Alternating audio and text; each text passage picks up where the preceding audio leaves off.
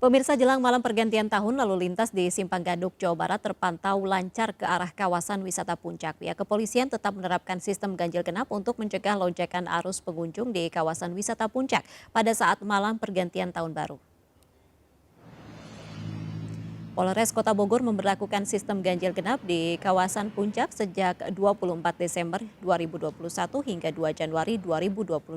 Aturan sistem ganjil genap ini berlaku bagi kendaraan roda 4 maupun roda 2. Pada Jumat pagi, situasi lalu lintas di Simpang Gadok terpantau lancar ke arah Puncak dan arah sebaliknya dari Puncak ke Jakarta. Terpantau lancar juga. Selain wajib menaati aturan ganjil genap, warga juga melintas harus menunjukkan sertifikat vaksinasi melalui aplikasi Peduli Lindungi serta hasil tes PCR yang berlaku 3 kali 24 jam atau hasil antigen berlaku 1 kali 24 jam.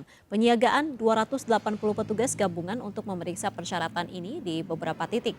Nantinya setelah pukul 18 waktu Indonesia Barat, kendaraan tidak bisa lagi menuju ke Puncak karena jalur ditutup mulai dari keluar gerbang tol Ciawi. Sementara itu, tempat wisata di Puncak juga dibatasi dengan jumlah pengunjung maksimal 75% dari kapasitas.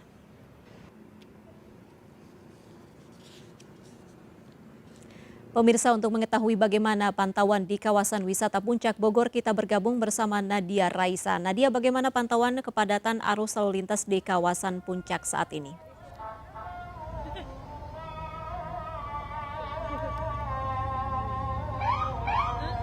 Nadia?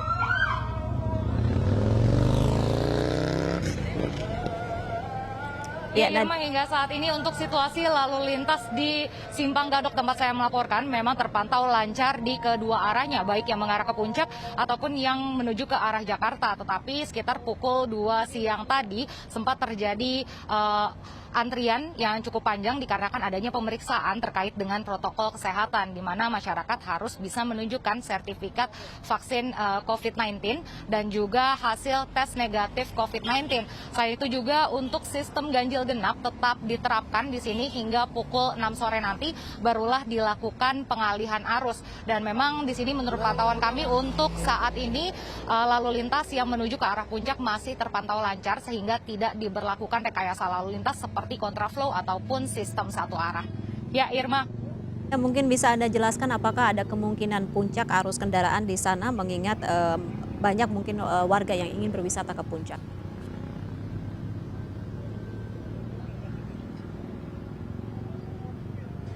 Ya, Irma, di sini bisa kami sampaikan bahwa untuk kepadatan sebelumnya sempat disampaikan oleh Kasat Lantas Polres Kabupaten Bogor sudah terjadi pada tanggal 29 dan juga 30 Desember lalu. Dan antusiasme juga cukup tinggi, tetapi untuk hari ini tidak terjadi peningkatan yang signifikan karena memang sudah terjadi pada tanggal 29 dan juga 30 Desember kemarin. Dan di sini juga tentunya tetap pihak kepolisian melakukan antisipasi dengan adanya sistem ganjil genap dan juga pengalihan arus pada pukul 18 waktu Indonesia Barat nanti. Ya, Irma. Baik, Nadia, bagaimana Anda bisa menjelaskan tadi antusias warga mengunjungi tempat wisata di sana? Mungkin bisa kembali lebih detail untuk dijelaskan apakah banyak warga yang tertarik untuk tadi mungkin menjalani liburan di sana?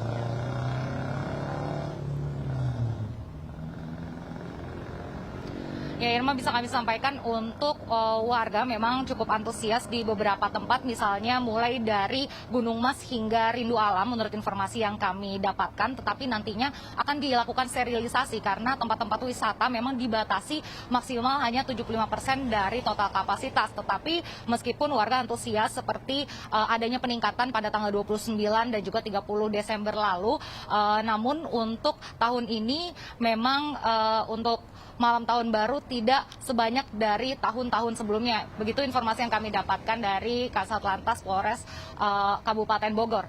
Ya, Irma. Baik, pemerintah sudah memerintahkan untuk ekstra penerapan protokol kesehatan di beberapa lokasi tujuan wisata. Bagaimana ekstra penerapan protokol kesehatan yang bisa Anda gambarkan di tempat-tempat wisata yang berada di Puncak saat ini?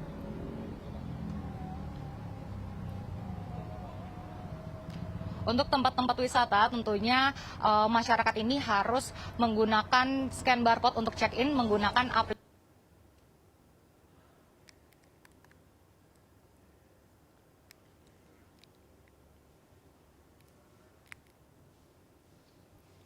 Ya, Nadia?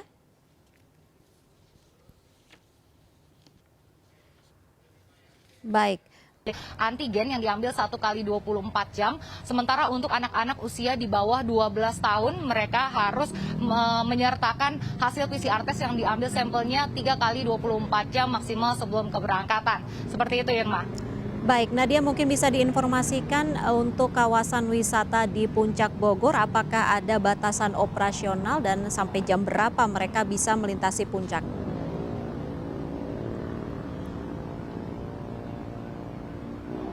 Oke, di sini bisa kami sampaikan untuk tempat-tempat wisata memang ada batasan pengunjung, yaitu hanya 75% dari total kapasitas. Dan di sini juga diterapkan sistem ganjil genap hingga pukul 18 waktu Indonesia Barat. Di atas pukul 18 waktu Indonesia Barat hingga pukul 22 waktu Indonesia Barat, memang untuk kendaraan dari arah Jakarta yang menuju puncak tidak bisa lagi melewati kawasan Simpang Gadok ini, melainkan dialihkan menuju ke Ciawi, Jonggol, dan juga Sukabumi. Lalu di atas pukul 10 malam memang tidak bisa lagi sama sekali dari beberapa jalur untuk ke puncak karena diberlakukan satu arah ke bawah, sistem satu arah ke bawah, yaitu dari puncak menuju ke Jakarta saja. Ya, Irma. Baik, Nadia, mungkin Anda bisa kembali menjelaskan mengenai mekanisme pengecekan begitu untuk tadi beberapa syarat yang harus diberikan oleh pengendara begitu, termasuk dari tes PCR, kemudian juga sertifikat vaksin. Bagaimana proses penjagaannya di sana?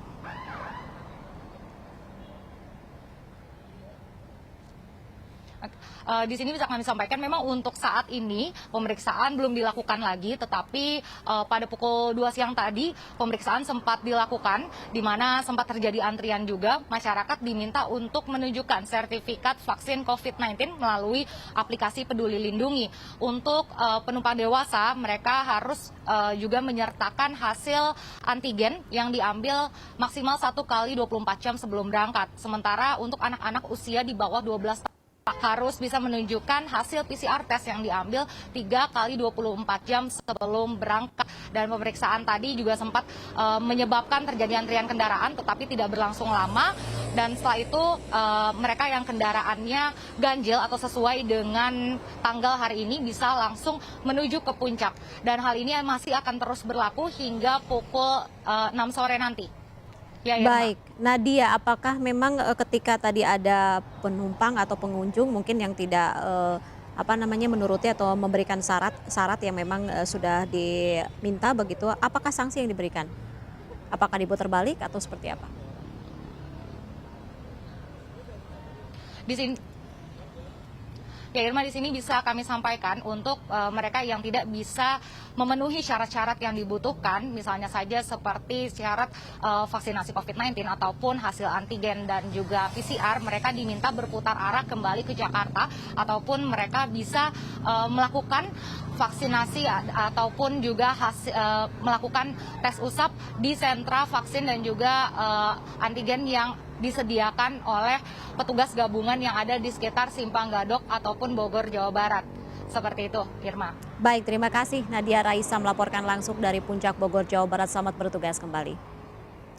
Baik, pemirsa, jelang malam pergantian tahun, arus kendaraan di Tol Purbalunyi, Purwakarta, Jawa Barat dari arah Jakarta menuju Bandung terpantau padat. Kepadatan ini disebabkan meningkatnya jumlah kendaraan menuju ke lokasi wisata di wilayah Bandung. Peningkatan arus kendaraan terjadi di ruas tol Purbalunyi kilometer 82 Purwakarta, Jawa Barat. Iring-iringan kendaraan yang didominasi kendaraan pribadi dari arah Jakarta menuju Bandung terus melintas. Kondisi ini membuat arus kendaraan terpantau padat. Banyaknya kendaraan besar dari arah yang sama membuat kendaraan lain harus memperlambat laju kendaraannya. Meski demikian belum nampak adanya kepadatan yang berarti. Padatnya arus kendaraan akibat banyaknya warga Jabodetabek yang akan memanfaatkan hari libur tahun baru ke sejumlah lokasi wisata di Bandung dan sekitarnya. Kepadatan arus wisata di Tol Purbalunyi ini diperkirakan akan terjadi hingga Jumat malam.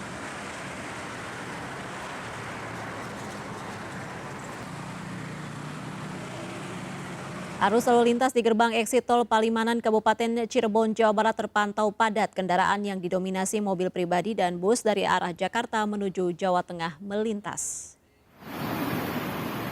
Ribuan kendaraan ini terus memadati gardu tol pembayaran tol Cipali, Palimanan, Cirebon. Antrian kendaraan menuju loket pembayaran pengelola tol membuka 8 loket utama dan 3 loket tambahan. Pihak tol juga menempatkan sejumlah petugas untuk mengatur dan juga mengarahkan kendaraan untuk menggunakan loket satelit jika loket utama terjadi antrian. Jika terjadinya penumpukan, pihak tol akan membuka penuh gardu tol pembayaran di eksit tol Cipali.